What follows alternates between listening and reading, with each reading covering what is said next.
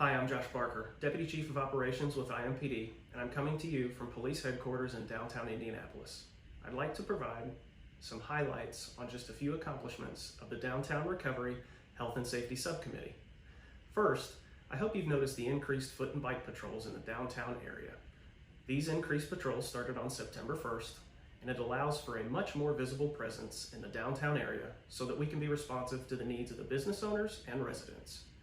Next is the investment of dollars to create a network of up to 150 additional street-level cameras, which will integrate with IMPD's Incident Analysis Center through our existing B-Link program.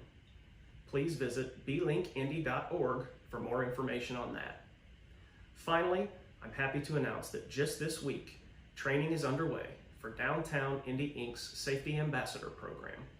This program will employ civilians and IMPD cadets to assist downtown patrons and business owners while serving as extra eyes and ears throughout the mile square. Much has been accomplished in a very short time, but there's still a lot of work to be done.